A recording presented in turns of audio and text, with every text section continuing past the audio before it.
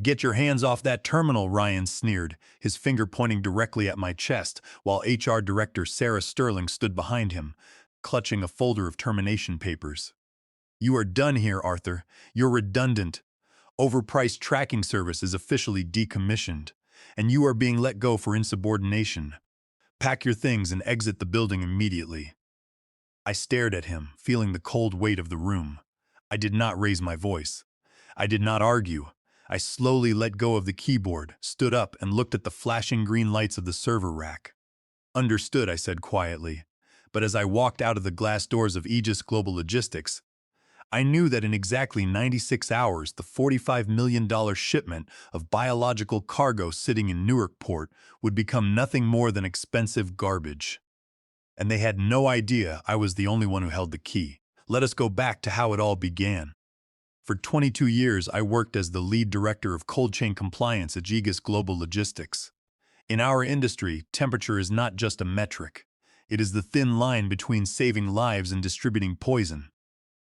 When you are shipping biological therapeutics, monoclonal antibodies, and temperature-sensitive cancer drugs across the Atlantic, a single degree of fluctuation can render a multi-million-dollar cargo completely useless. The United States Food and Drug Administration has strict regulations under Title 21 of the Code of Federal Regulations, specifically Part 211, Section 142. It states that all drug products must be stored under appropriate conditions of temperature, humidity, and light so that their identity, strength, quality, and purity are not affected.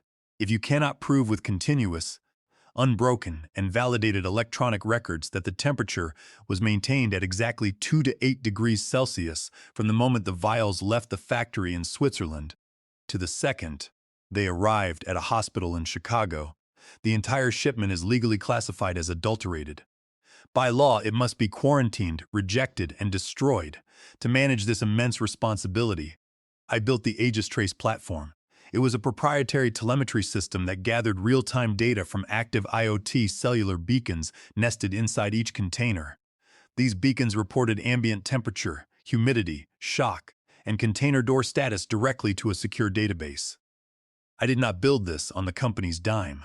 Over a decade ago, when Aegis was struggling, and the old founder, Richard Caldwell, could not afford to fund the R&D, I spent my own nights, weekends, and savings developing the software. We struck a deal. I registered the software patent and the database infrastructure under my personal business entity, Vance Telemetry Solutions. I then licensed the platform back to Aegis Global Logistics for a modest fee of $5,000 a month on the condition that the license was tied to my active employment. If I left, the license would expire unless a new commercial contract was signed. For 15 years, Richard Caldwell and I ran the operation with flawless precision. He was an old-school shipping veteran who understood that in logistics, reputation is your only currency. We built Aegis into a premier logistics partner for Biogenics Pharmaceuticals, a Swiss biotech giant that trusted us with their most critical distribution pipelines. But time catches up with everyone. Richard retired 2 years ago, handing the reins to his son. Ryan was a 32-year-old MBA graduate whose entire corporate philosophy was copied from trend articles about lean management. He viewed logistics not as a high-stakes operational science, but as a series of spreadsheets where line items could be trimmed to maximize short-term margins. From the day he took the CEO office, he surrounded himself with consulting firms and yes-men. His primary objective was to polish the company's financial books to make Aegis an attractive acquisition target for Deutsche Logistik Group, a German transportation conglomerate. To achieve the valuation multiplier he wanted, Ryan needed to slash operating expenses by 15%. He started by looking at my department. To Ryan, compliance was a cost center. He saw the $5,000 monthly licensing fee to Vance Telemetry Solutions as an unnecessary drain. He could not comprehend why we paid for real-time active cellular tracking when he could buy passive RFID tags for $5 apiece.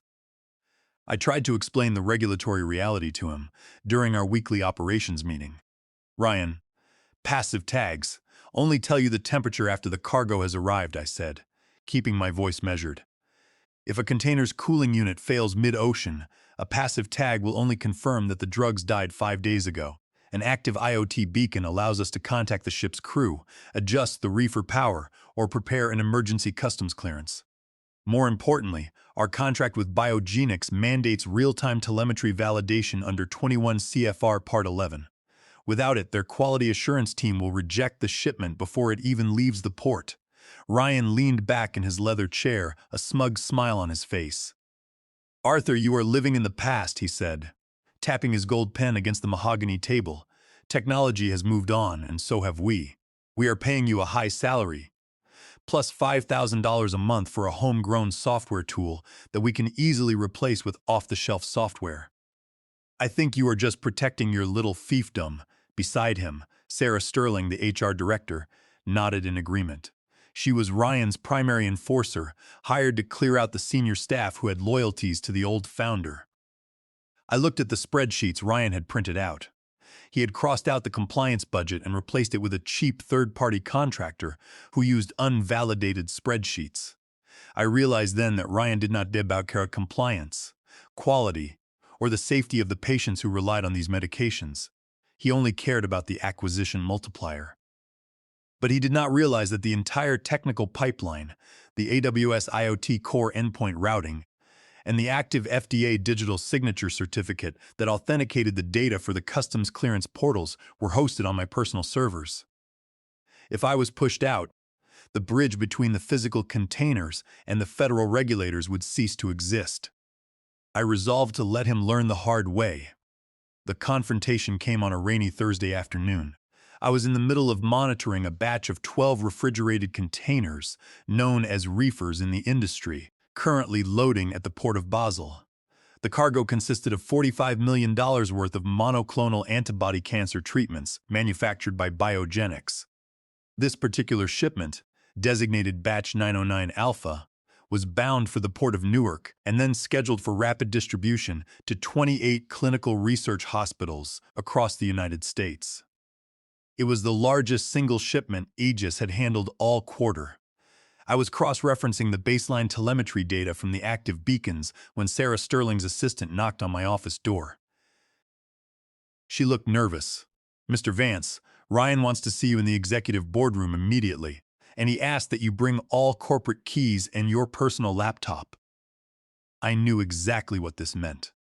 Over the past 3 weeks, Ryan had been trying to get me to sign a new employment agreement. The contract had a hidden clause. It would transfer all rights, patents, and server infrastructure of Vance Telemetry Solutions to Aegis Global Logistics for a nominal $1 fee. I had flatly refused, pointing out that the licensing agreement signed by Richard Caldwell was a separate legal entity and was non-negotiable. Ryan did not take rejection well. He was used to getting his way by using corporate pressure and his father's name. I shut my laptop, placed it in my briefcase, and walked down the long corridor toward the boardroom. The walls were lined with framed photographs of Aegis cargo ships and logistics terminals, monuments to the company Richard had built with sweat and grit, now being run by a boy who only understood profit margins. When I entered the room, Ryan was sitting at the head of the table. Sarah Sterling sat to his right, her hands resting on a thick blue folder. There was a third person in the room, a young man in his late 20s named Tyler, whom Ryan had hired 2 weeks prior as our new junior systems administrator. Tyler avoided my gaze, staring intently at his own tablet. "Sit down, Arthur," Ryan said, pointing to the chair at the opposite end of the table. I remained standing, placing my hands on the back of the chair. "I am fine standing, Ryan. I have a major Biogenix shipment loading in Basel right now. What is this about?" Ryan smiled, a cold, practiced expression. "Let us not play games, Arthur. We have been reviewing the operational budget for the upcoming fiscal year. As you know, the Deutsche Logistik acquisition is entering its final review phase. We need to streamline our digital assets. We cannot have crucial data systems owned by an external entity, especially one owned by an employee. We need you to sign the IP transfer agreement for Aegis Trace. Today, if I sign that, I hand over a patent and database architecture. I spent 10 years building for next to nothing," I replied calmly. "We already have a binding license. Aegis pays $50,000 annually, and I manage the infrastructure. The arrangement has worked perfectly for 15 years. Sarah Sterling opened the folder. "Arthur, Your refusal to cooperate is hindering the company's strategic growth, she said, her voice dripping with artificial sympathy. We have consulted our legal team. By holding this software hostage, you are violating your fiduciary duty to Aegis. You are creating an artificial barrier to the acquisition. It is not hostage, Sarah. It is my private property, licensed legally. If the acquisition partners want the software, they can buy Vance Telemetry Solutions at fair market value. I have had it appraised at $3 million. Ryan let out a dry laugh. $3 million for a tracking app? Don't be ridiculous. We don't need your permission anymore. Tyler, tell him what we did this morning. The young administrator cleared his throat, still not looking at me. We copied the database tables, Mr. Vance. We cloned the user interface and migrated the historical records to our internal corporate servers. We have created our own internal version of the tracking portal. We do not need the Vance Telemetry API anymore. I almost smiled. They had copied the database schema and the front-end code. But they did not understand the underlying architecture. They did not realize that the active IoT beacons in the field were hard-coded to authenticate using a public-private key infrastructure that checked against my private server's security certificates. They had the shell, but they did not have the engine. Ryan leaned forward, his face hardening. So you see, Arthur, your software is now obsolete to us. And because you have refused to sign the transfer document, and have actively disrupted corporate operations by refusing to integrate your system with our new ERP platform, we are terminating your employment immediately.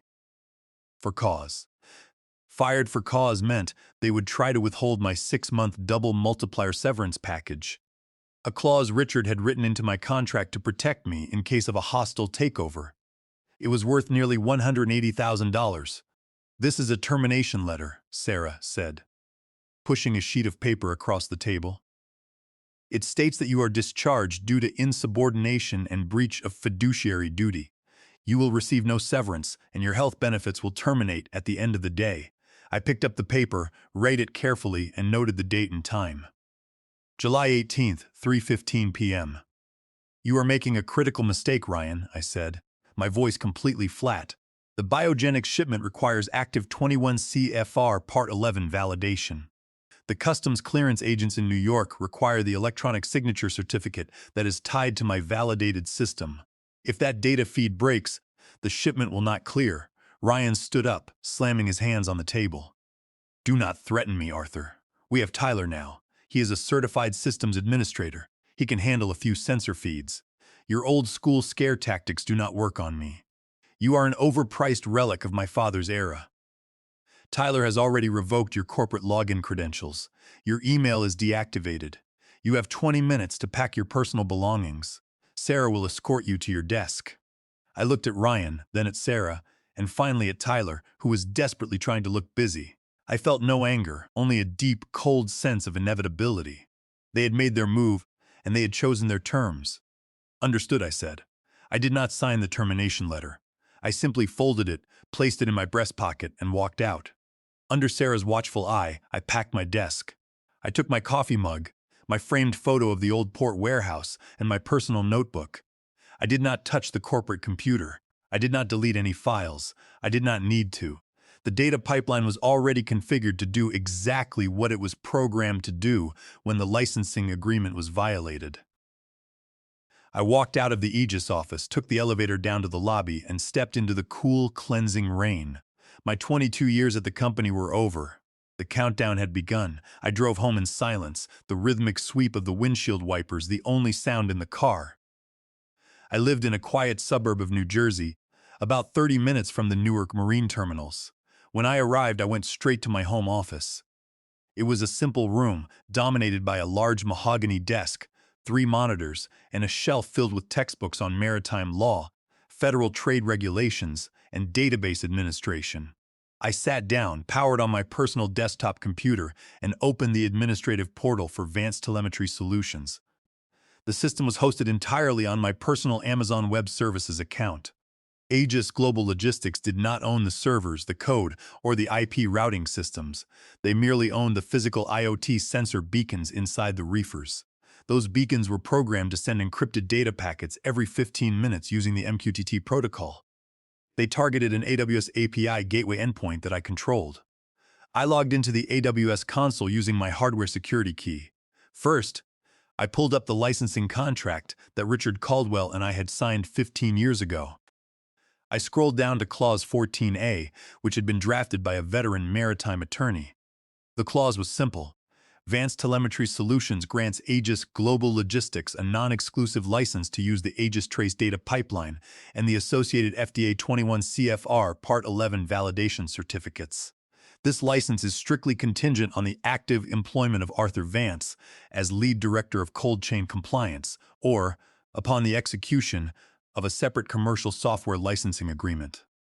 In the event of termination of Arthur Vance's employment, the license shall automatically terminate within 24 hours, unless a new agreement is signed by both parties. Since they had fired me at 3:15 p.m. and refused to pay my severance, the license was null and void. By tomorrow afternoon, Aegis would have no legal right to use my software. I opened my terminal window. First, I targeted the API gateway keys. Every IoT beacon in the field had a unique cryptographic key. To upload temperature logs, the beacons had to authenticate with my central server. I wrote a simple Python script to disable the authentication keys for all beacons currently assigned to Aegis shipments, except for those already cleared through customs. For the active Basel to Newark shipment, batch 909 alpha, I did not shut off the telemetry immediately. I wanted the data to continue recording on my private database so that the integrity of the life-saving drugs was maintained. I did not want the medicine to actually spoil. I wanted the proof of its safety to be locked behind my firewall. I deactivated the forwarding pipeline. This meant that while my servers still collected the temperature data from the reefers in the middle of the Atlantic, the data was no longer forwarded to the cloned dashboard that Tyler had set up at Aegis. To Ryan and Tyler, their new clean interface would suddenly display nothing but blank rows and timed-out connection errors. Next, I revoked the SSL digital signature certificate. Under 21 CFR Part 11, electronic records must have signed validated audit trails. These trails must prove that the record has not been altered since its creation. My system generated a cryptographic SHA-256 hash for every temperature reading, signed with a private key that was registered with the FDA's Electronic Submissions Gateway. I logged into the FDA certificate portal. Using my personal credentials, clicked on the Certificate Management tab, and marked the active Aegis Trace signing certificate as revoked due to license termination. Without that active certificate, any electronic manifest submitted by Aegis to U.S. Customs and Border Protection would fail the automated verification check.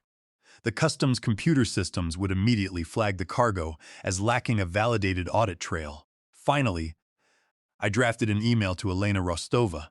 Elena was a senior import specialist at the Port of Newark, working for the United States Customs and Border Protection Agency. We had worked together for over a decade. She knew that I was the one who personally validated every pharmaceutical cargo that came through Aegis.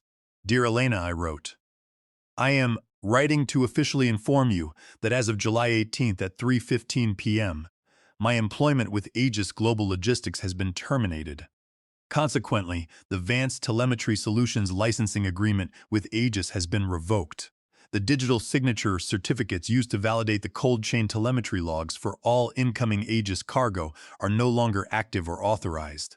Specifically, the cargo containing Biogenics Batch 909 Alpha, currently en route on the vessel Atlantic Voyager, will not have a validated 21 CFR Part 11 temperature audit trail active upon arrival. Please ensure that all customs import filings for Aegis are verified manually to protect public health and safety. I attached a copy of my certificate revocation receipt and my licensing contract. I hit send. I leaned back in my chair, watching the terminal window, the script executed. Line by line, the connection requests from Aegis' servers were rejected. 401 unauthorized. 401 unauthorized. I looked at the clock. It was 5:30 p.m. Ryan was probably celebrating with Sarah Sterling, boasting to the board about how they had trimmed $5,000 a month from the operating budget and got rid of an expensive employee.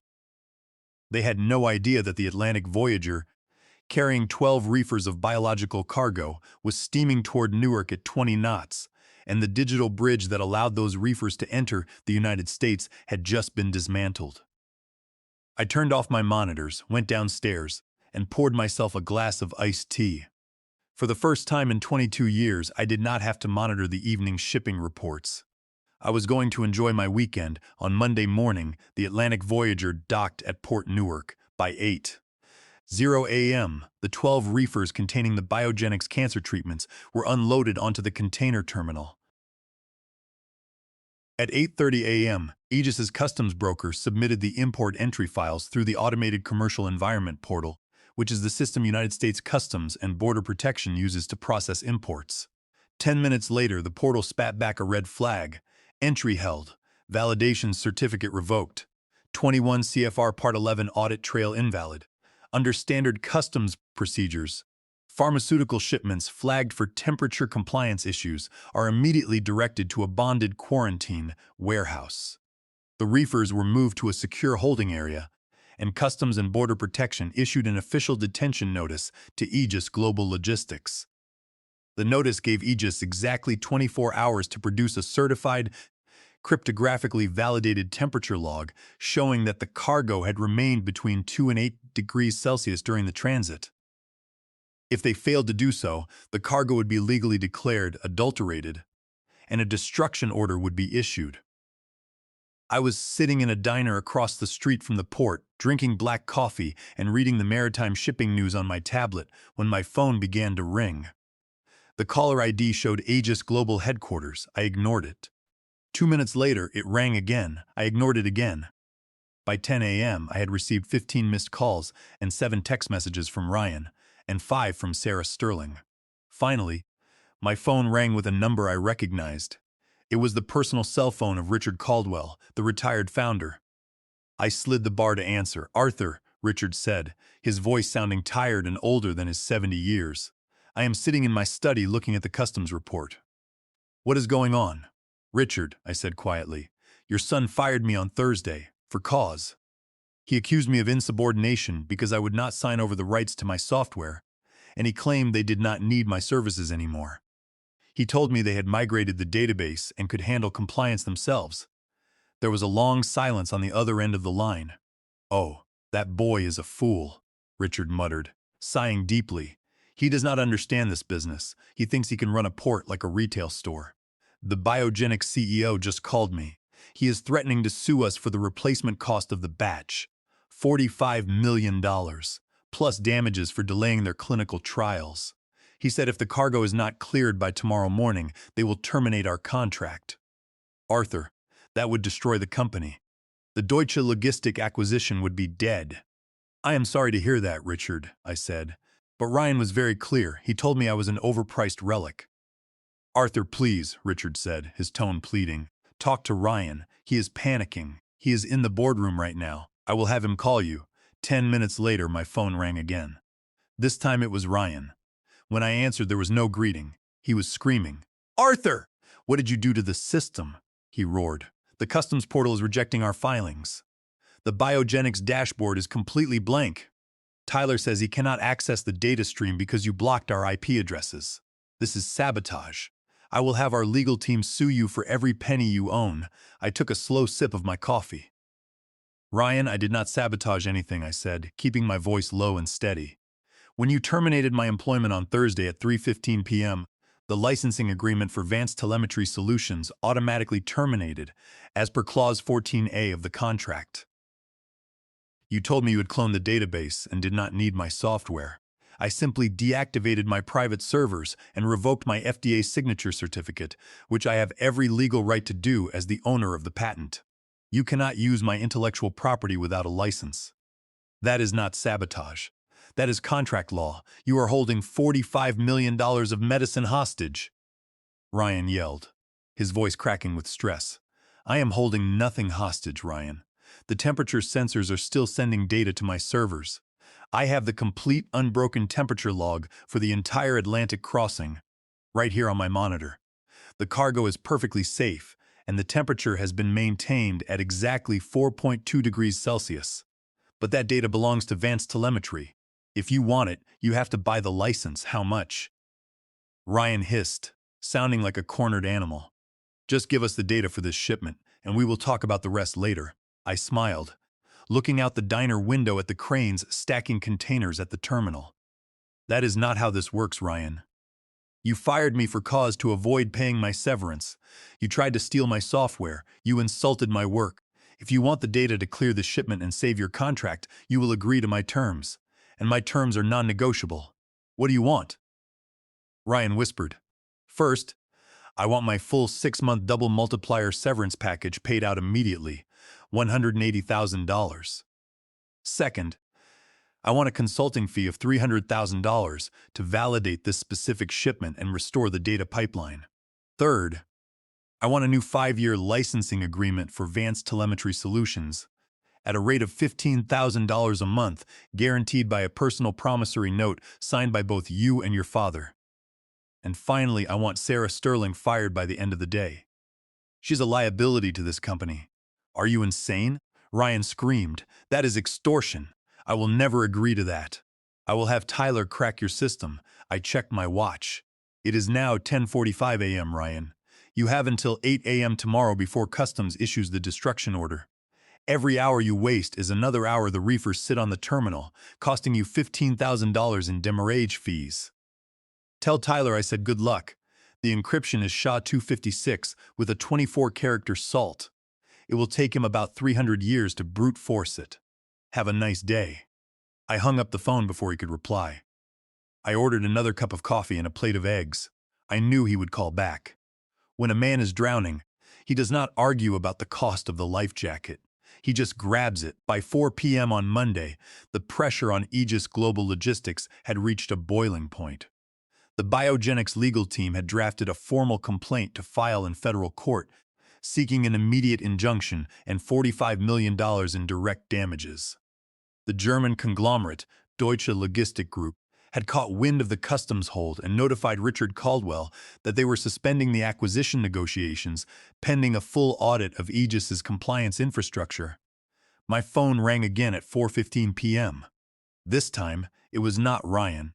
It was Richard Caldwell calling from his attorney's office. Arthur, we are ready, Richard said, his voice flat but firm. I have my personal lawyer, Marcus Vance.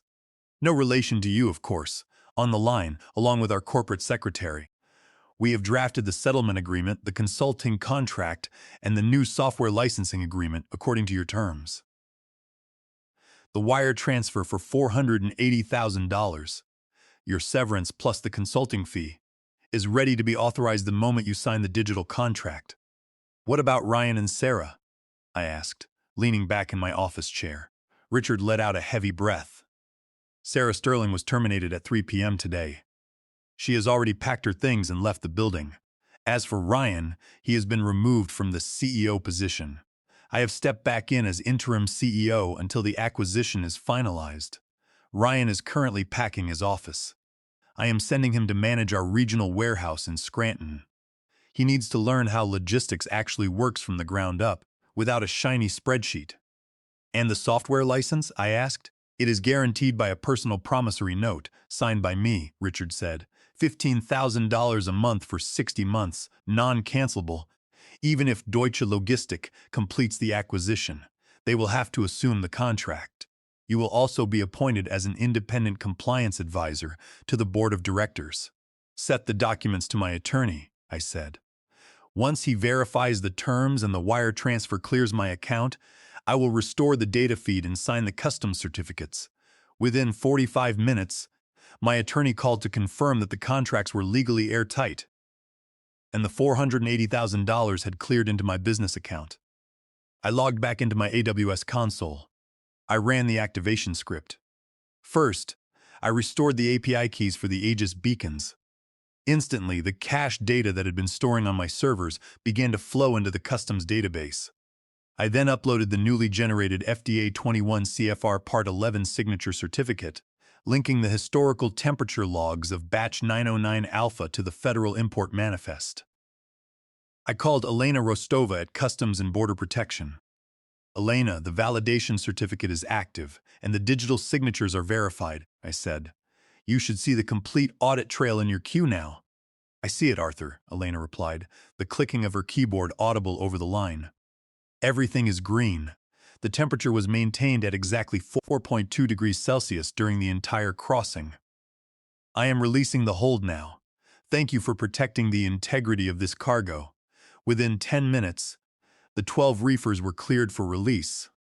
The waiting flatbed trucks loaded the containers and sped off toward the clinical research hospitals, delivering the cancer treatments on time. The Biogenics contract was saved, and the acquisition talks with Deutsche Logistik Group were back on track. The next morning, I walked into the Aegis headquarters for the first time since my firing. The office was quiet.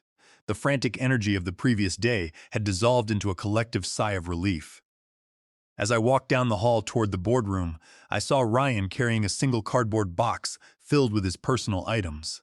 He looked pale, his expensive suit rumpled, his cocky posture completely gone. He stopped when he saw me, his eyes filled with resentment.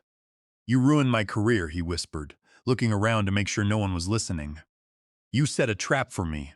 I looked at him, feeling nothing but pity. "I did not set a trap, Ryan. I built a bridge.